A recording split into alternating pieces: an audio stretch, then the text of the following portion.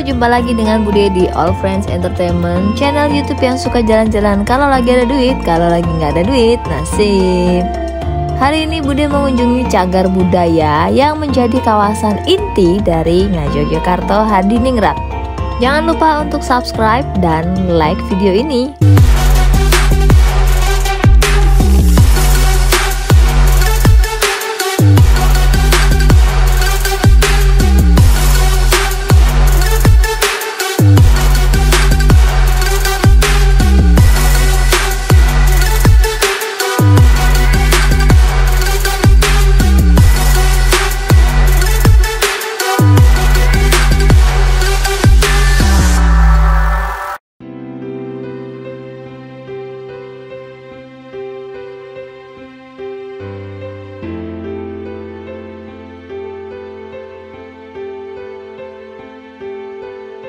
Pada siang ini Bude mengunjungi kawasan Keraton Yogyakarta. Tapi dikarenakan bangunan inti keraton tidak bisa untuk Bude ulas karena sedang dalam renovasi. Lalu Bude berjalan ke arah selatan menuju bagian lain dari Keraton Yogyakarta. Sekarang Bude sudah sampai di Komplek Kedaton.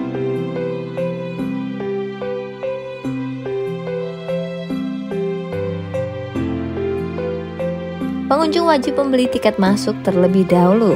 Harga tiket untuk domestik 10.000 anak dan 15.000 untuk dewasa. Sedangkan untuk wisatawan asing sebesar 25.000. Sebelum masuk jangan lupa memperhatikan cara berpakaian yang benar pada saat berkunjung ke kawasan Keraton Yogyakarta. Di sini kamu juga bisa menggunakan jasa guide yang tersedia langsung di lokasi ini. Nah, setelah mendapatkan tiket, langsung saja kita menuju ke Regol Sri Menganti.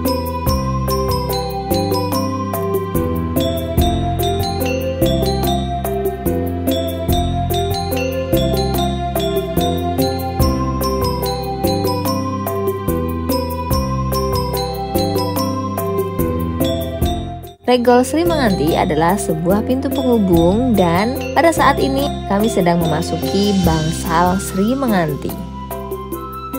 Bangsal Sri Menganti memiliki arsitektur Jawa dengan bentuk rumah joglo tanpa dinding. Pada bagian langit-langit terdapat susunan tumpang sari di atas saka guru. Susunan lantai terbagi menjadi dua dengan dikelilingi tiang-tiang penyangga. Dulu bangsal ini digunakan untuk persinggahan sultan saat akan kembali ke Kedaton.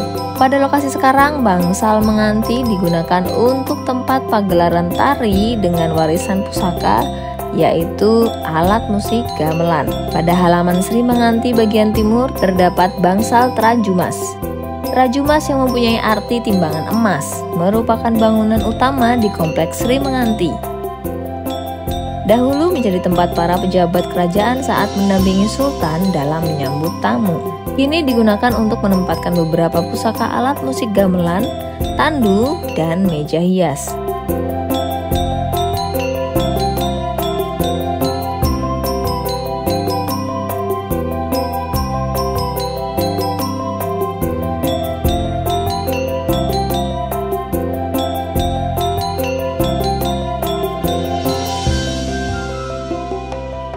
Pada sisi selatan Kompleks Sri Menganti terdapat Regol Dono Pratopo untuk menuju ke Kompleks Kedaton. Pada muka gerbang terdapat sepasang arca raksasa Dwara Pala yang dinamakan Cingkara Bala dan Bala Upata.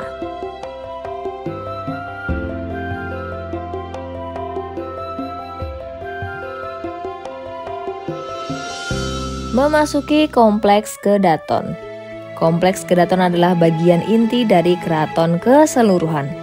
Kompleks yang rindang oleh pepohonan dan pohon sawo kecil.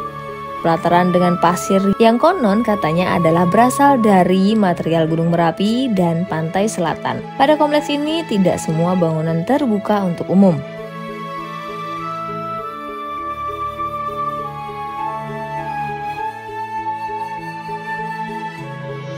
Terdapat bangunan utama yaitu Bangsal Kencana atau Golden Pavilion, yang menghadap ke timur ini merupakan balairung utama istana. Di tempat ini dilaksanakan berbagai acara upacara untuk keluarga kerajaan dan upacara kenegaraan, seperti untuk acara pernikahan, khitanan, atau adat lainnya. Di sisi barat terdapat Dalem Ageng Proboyekso. Bangunan ini tempat disemayamkannya pusaka kerajaan atau royal heirlooms, tahta, dan lambang-lambang kerajaan lainnya.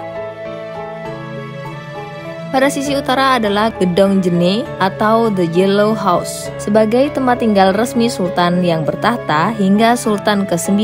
Lalu oleh Sultan ke-10 sekarang digunakan sebagai kantor pribadi, sedangkan Sultan sendiri bertempat tinggal di Keraton Kilen.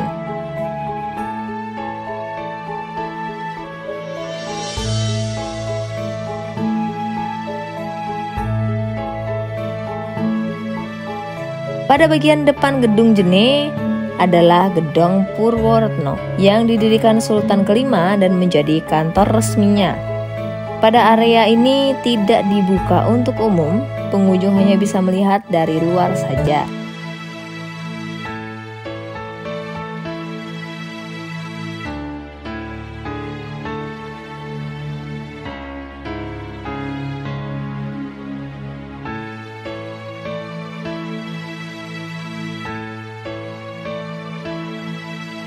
Lanjut melangkah ke timur kompleks Kedaton, menuju ke Gapura Bangsal Kesatrian yang dulunya adalah kandang kuda dan sekarang difungsikan sebagai museum daur hidup. Memasuki area ini terdapat dua arah, yaitu utara dan selatan. Ke arah utara melewati laboratorium konservasi lukisan dan foto.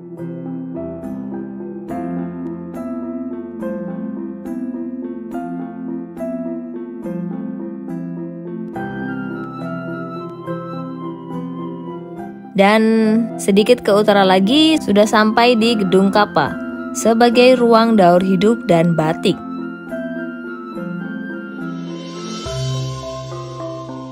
Memasuki ruangan ini banyak sekali koleksi batik seperti ageman kebaya yang digunakan putri dari Sultan, yaitu Kanjeng Gusti Bendoro dan suaminya Pangeran Yudanegara. Ageman ini dulunya dipakai untuk wisuda dan paring asmo.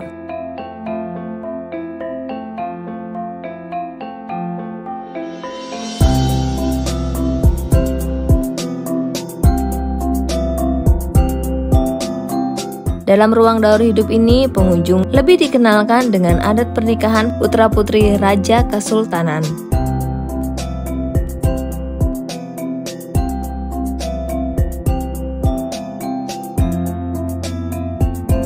Sebelum lamaran dilakukan, daup ageng yakni upacara keluarga yang sebagian ditampilkan pada publik untuk diketahui dan menjadi pengejawantahan dari manunggaling kawula Gusti. Setelah itu dilakukan persiapan siraman untuk calon pengantin putra dan putri. Ini adalah persiapan daharan lamaran untuk calon putri dan simbolis untuk putra saat siraman dengan air dari 7 sumber dan bunga setaman.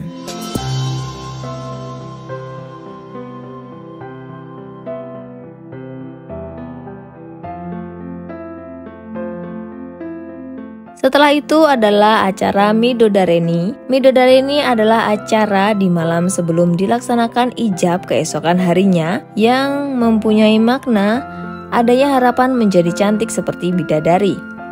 Berikut ini adalah Midodareni dan tradisi ratus dari Gusti Kanjeng Ratu Hayu.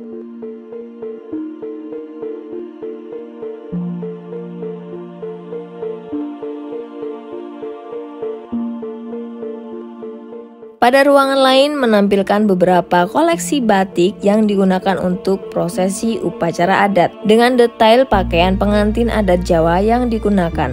Pengunjung bisa melihat juga aksesoris yang digunakan mempelai pria ataupun wanita. Setelah ijab dan qabul, pengantin melakukan adat kirap. Kirap adalah berkeliling dari Keraton Yogyakarta menuju Kepatihan menggunakan kereta kuda yang disaksikan oleh seluruh warga Yogyakarta. Sebelum kirap berlangsung, ada prosesi edan-edanan yang dilakukan oleh para abdi dalam. Edan-edanan dilakukan sebagai tolak bala. Setelah selesai kirap, dilaksanakan adat panggih, yaitu pertemuan awal pengantin pria dan wanita di pelaminan. Ini adalah tata letaknya. Pengantin wanita berada di sebelah kanan yang mempunyai makna bahwa pengantin wanita adalah putri raja dan pria adalah dari kalangan biasa. Selanjutnya adalah dahar kalimah, yaitu pengantin wanita memakan makanan yang diambilkan pengantin prianya. Dahar kalimah melambangkan keluarga yang rukun. Lalu dilanjut dengan prosesi tompo koyo sebagai simbol pemberian nafkah suami kepada istri. Nah, itulah prosesi pernikahan adat Jawa yang dilengkapi dengan koleksi batik khas Jawa.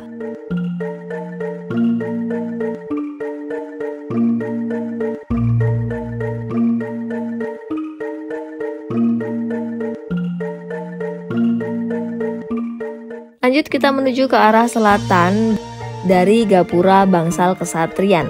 Keraton Yogyakarta menggelar pameran temporer di Gedung Sarangboyo. Upacara adat keraton bertajuk Abimantrana. Hal ini mengacu pada terminologi keraton. Manusia sebagai tokoh utama dalam ritus hidupnya, hal sakral yang tak kasat mata merujuk pada maksud dari sesaji maupun perihal metafisik. Abimantrana mempunyai arti upacara, doa-doa, dan pepujian. Pada ruang pertama berisi visualisasi dalam filosofi Pangeran Mangkubumi yang dikenal Sangkan Paraning Dumadi. Di dalamnya terdapat proses laku hidup dari masyarakat Jawa yang ditandai dengan 23 upacara adat. 23 upacara adat itu dilakukan sejak lahir hingga menghadap Sang Khalik.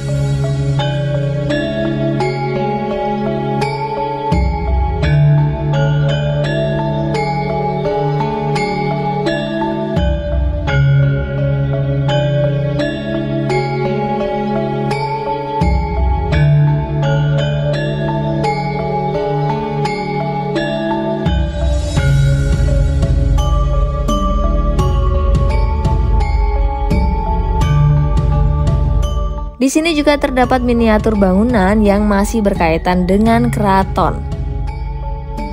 Yaitu berawal dari selatan adalah Pantai Selatan, Panggung Krapyak, Keraton Yogyakarta Hadiningrat, Tugu Golonggili, dan Gunung Merapi. Ruangan ini membuat para pengunjung menyimak setiap detail visualisasi 3 dimensi dan 4 dimensi. Jadi membuat pengunjung lebih paham. Ada satu ruangan yang persis di depan ruangan visualisasi ini adalah ruangan pusaka yang tidak bisa membawa kamera friends. Jadi langsung aja kita menuju ke ruangan kedua.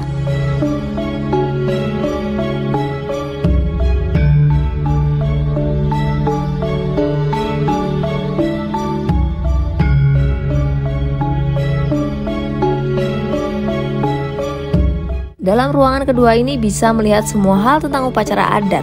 Di sini ada keterangan tentang upacara adat Yakso Peksi Burak, tradisi ngabekten yang digelar setiap 1 Syawal sebagai salah satu simbol penghormatan kepada Raja Keraton Yogyakarta.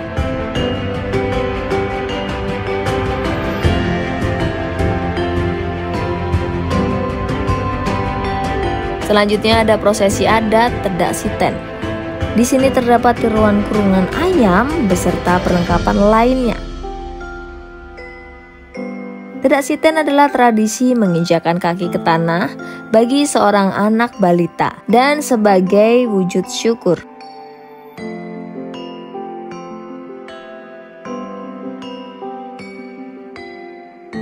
Di dalam ruangan ini, tiruan kurungan lengkap dengan replika isi dari upacara adat Tedak Siten hingga beranjak dewasa dan menikah.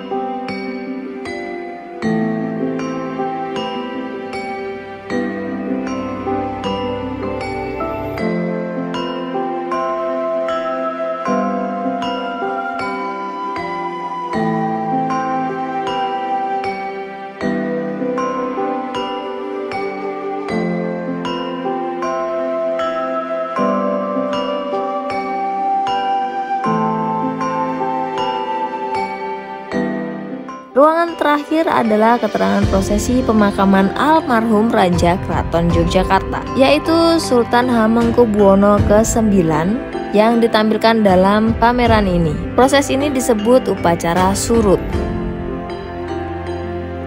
Upacara surut adalah mangkatnya seorang raja di Keraton Yogyakarta yang dikenal dengan surut dalem. Pada layar berbingkai kereta ini adalah dokumentasi surut Sultan Hamengkubuwono ke-8 dan Sultan Hamengkubuwono ke-9.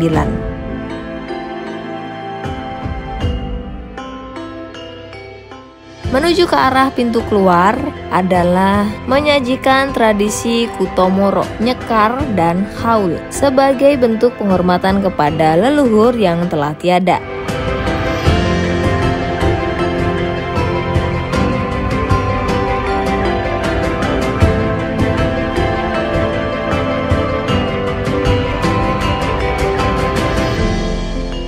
Nah, selesai sudah, kita memasuki ruangan-ruangan pameran Abimantrana yang intinya berisi laku hidup manusia dari sejak lahir hingga meninggal dunia.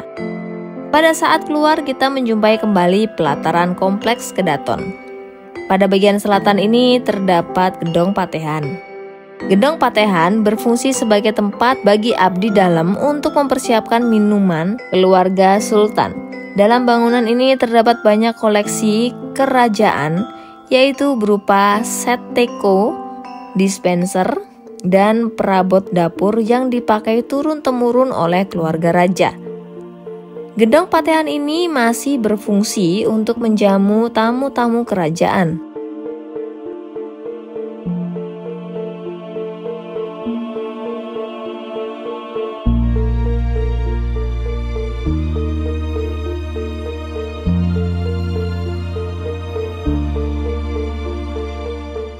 Selanjutnya menuju ke arah keluar dari kompleks ini. Bude menemui bangsal manis. Bangsal manis berada di selatan bangsal Kencono. Bangsal ini dipergunakan untuk perjamuan resmi kerajaan dulunya. Sekarang tempat ini digunakan untuk membersihkan pusaka kerajaan di bulan Suro. Pada setiap bangsal memiliki banyak ukiran yang penuh makna. Terlihat pada pagar kayu, tiang-tiang di setiap bangsalnya. Perlu diketahui kawasan Keraton Ngayogyakarta Hadiningrat dibangun oleh Sultan Hamengkubuwono pertama pada tahun 1755 sebagai istana atau Keraton Ngayogyakarta yang baru berdiri akibat perpecahan Mataram Islam dengan adanya perjanjian Giyanti. Dan keraton ini adalah pecahan dari Keraton Surakarta Hadiningrat menjadi dua kerajaan kesultanan Yogyakarta dan Surakarta. Nah friends, sudah waktunya kompleks ini tutup pada pukul 2 siang. Bude akan melanjutkan ke museum lain yang masih menjadi bagian dari Keraton Ngayogyakarta Hadiningrat. Pesan Bude buat kalian, jaga dan lestarikan kebudayaan di Indonesia. Ikuti peraturan yang ada, jangan buang sampah sembarangan saat kamu berkunjung ke cagar budaya dimanapun itu berada. Terima kasih yang sudah nonton sampai dengan selesai. Jangan lupa like dan subscribe video All Friends Entertainment. Sampai jumpa di video Bude selanjutnya. Dadah!